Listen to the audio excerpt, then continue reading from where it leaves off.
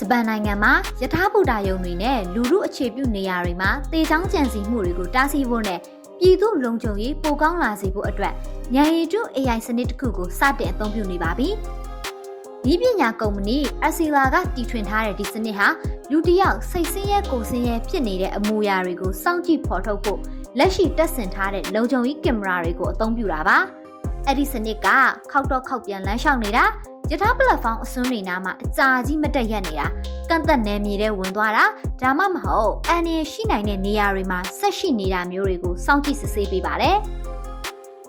ဒီ AI စနစ်ကပုံမှန်မဟုတ်တဲ့အပြုအမူတွေကိုတွေးလိုက်တာနဲ့ဘူတာယုံဝန်ထမ်းတွေဒါမှမဟုတ်လုံခြုံရေးဝန်ထမ်းတွေစီချက်ချင်းသတိပေးချက်ပေးပို့ပါတယ်အဲ့ဒီအခါဝန်ထမ်းတွေကအဲ့ဒီလူနာကိုတွားပြီးအခြေအနေကိုမေးမြန်းတာလိုအပ်တဲ့ကုညီဆောက်ရှောက်မှုတွေပေးတာမျိုးတွေလုပ်နိုင်ပါတယ်ရည်ရွယ်ချက်ကတော့သတိပေးလက္ခဏာတွေကိုစောစောစီးစီးသိရှိပြီးဝမ်းနည်းစရာဖြစ်ရက်တွေမဖြစ်ပွားခင်လူကိုယ်တိုင်ဝင်ရောက်တားဆီးနိုင်ဖို့ဖြစ်ပါတယ်။သတင်းတွေအရတော့ဒီစနစ်ကြောင့်ဖြစ်ရက်တော်တော်များများကိုတားဆီးနိုင်ခဲ့ပြီးပြီလို့သိရပါတယ်။ဒီ AI စနစ်ကို2022ခုနှစ်ကတည်းကအဆောက်အအုံပေါင်း200လောက်ကနေကောက်ယူထားတဲ့လုံခြုံရေးကင်မရာမှတ်တမ်းဗီဒီယိုဖိုင်ပေါင်း9သန်းနီးပါးကိုအသုံးပြုပြီးလေ့ကျင့်သင်ကြားပေးထားတာလို့ကုမ္ပဏီကပြောပါတယ်။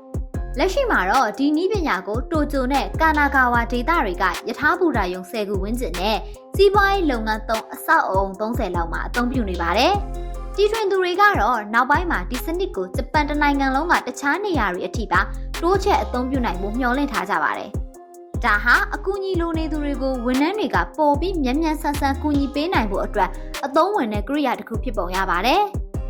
AI ကတေချောင်းကြံစည်ရတဲ့အကြောင်းတရားတွေကိုမဖြေရှင်းပေးနိုင်ပေမဲ့အချိန်မီအကူအညီရရှိအောင်လှုပ်ဆောင်ပေးနိုင်တဲ့အတွက်လူအသက်တွေကိုကယ်တင်ရမှာအထောက်အကူပြုနိုင်ပါတယ်။